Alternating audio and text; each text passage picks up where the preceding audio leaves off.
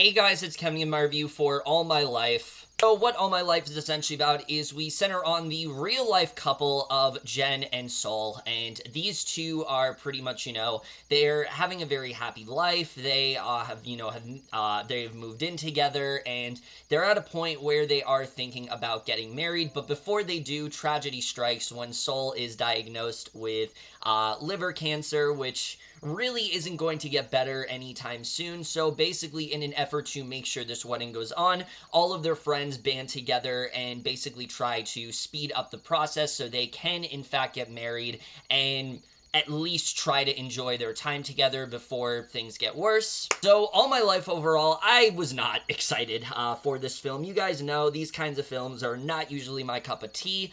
They tend to be very melodramatic. They tend to get very cheesy, and All My Life just seemed like it was going to be another one of those films that just felt very contrived. It didn't really seem like it was going to bring anything that new to the table in terms of what we aside from like what we've already seen before. So I was not very excited for this film very much at all. I just thought it looked very again, been there, done that. The trailers especially were not very convincing.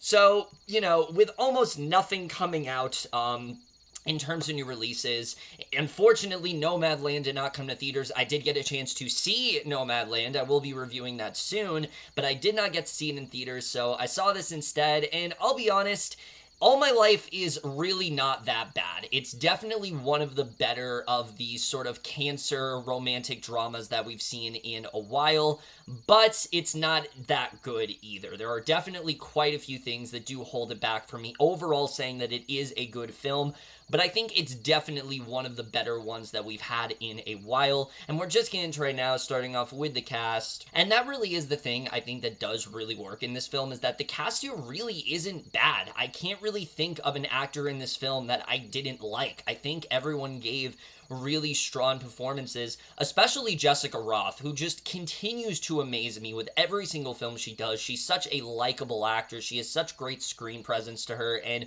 the same very much goes for her in this film. Jen is someone who she cares so much about Sol. There's so much that she would do for him, and you really do see how this process starts to affect her. She wants to believe that things are going to get better. She wants to believe that they're going to be able to move on from this, but you can see as the film goes on, she starts to lose more and more hope, and I think she gave a very strong performance here. Again, not only is Rothe very likable in this role, but you also, I think there's going to be a relatability to her. I think people will definitely find themselves connected to her, and it's again because of how good Roth's performance is in the film. I thought she did a very solid job. Same with Shum Jr. I really liked him in this film as Sol. Again, someone that's very likable, but he also is aware of the inevitability of what's going to go on. He tries to remain optimistic, but he also is someone that is ready to face reality, and I thought he did a really good job in this film. There wasn't really any part where I felt like he was overacting or I felt like he was doing too much. I just thought overall he gave a very good performance, and the chemistry, especially between these two, is very believable. You do get the sense that these two love each other. You understand how much the relationship means to one another, and anytime they're on screen, you definitely are into it, and they sell their roles very well, even though their characters aren't that well developed, which we'll get into. They do a really good job, I think, of bringing layers to these characters, and I was just very impressed by their chemistry in the film. I thought it was by far the best part of the film. It's very believable, and it's definitely, I think, the thing that really does anchor this film quite well. So I really do think their chemistry was very solid here for sure, and I think the film is, again, better off just because of how good the two performances are. Now we get to the directing, though, and the writing, and Marc Meyer's directing as well, though, I don't think is that bad. It's not nearly as melodramatic as I was expecting. I can see that he definitely cared about this story. He wanted to put a lot of passion into it, and you definitely do feel that here. I think he did a good job at depicting this film, never trying to make it go too, Lifetimey or anything like that, and I enjoyed his directing in this film. I thought Meyer's directing was was definitely one of the strong points of this film. There are many points where the film is trying to be very uplifting in that way, and I think that's something that a lot of people are going to enjoy. A big message of this film is, try to enjoy the time that you have, and I think Myers constructs that very well, because while the film definitely does get emotional, there's always a hopeful sense to it, and I thought he did a good job at directing that here. The writing is where we get into some of my bigger issues with the film, because this film is definitely not perfect in any way. There are definitely quite a few things that bring it down, and that's really in the writing.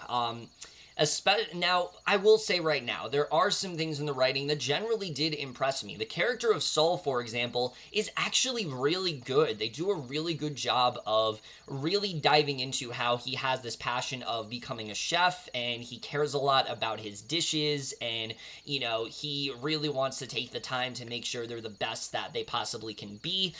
There's a really good, and, you see how this takes a toll on him when he starts to lose his taste, and this is something that, really matters a lot to him, and I thought that his character was very well done in that way. Again, you understood the passion that he had for cooking, but you also understood how much he cares about his relationship with Jen. He wants to make sure things work out with her. He wants to make sure that he can remain positive. He can remain doing what he loves, and I thought they did a good job with that. The problem is Jen as a character. Again, Jessica Roth's performance is great here. She does a very good job at delivering this character. The problem is she's really doing everything to make this character come alive for a character that honestly is very underwritten.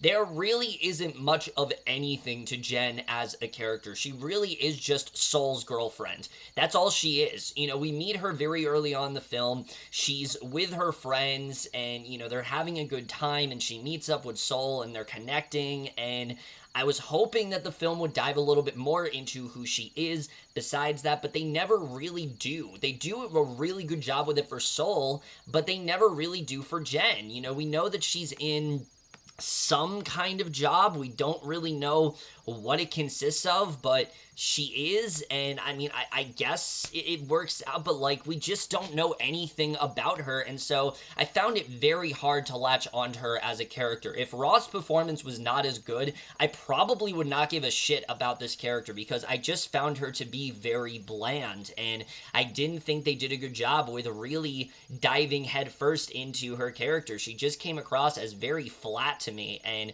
was very much a waste of Jessica Roth's talents in that way, and I think that's definitely what brings the film down. But the other thing I think that really doesn't work in this film is that the film always feels like it is in such a rush to get to the good stuff. The film wants to take the time to show how these two moved in together, and going to this elaborate marriage proposal that Saul ends up doing, or this moment where she's making him cook all this Thanksgiving Day food, and it's a really good moment.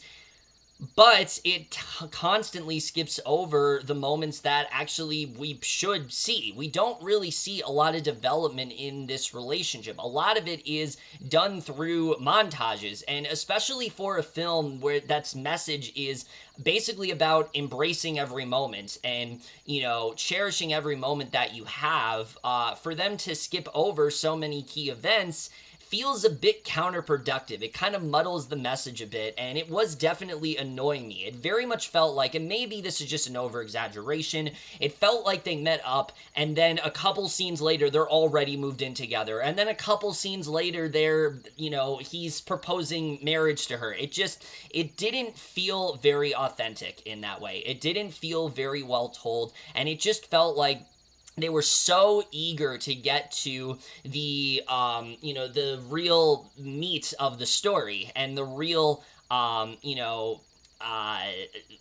sadness of the story, that they didn't want to really take the time to get us on board with this relationship, to get us to really care about this relation, because I really didn't. I cared more as the film went along, because again, the performances were really well done, but the relationship itself, they didn't do a good job with really selling it at first, and I think that's really what did bring it down for me. So I do think that definitely hurts the film. Also, aside from Jen and Sol, all the other characters here, they don't really feel like characters. You have Sol's friends and you have Jen's friends, and both of them are very underdeveloped. They're really just the fun friends that will try to, liven up a situation or try to quickly put something together, even if it doesn't really make sense how they're able to put together a wedding so quickly that's going to cost so much money.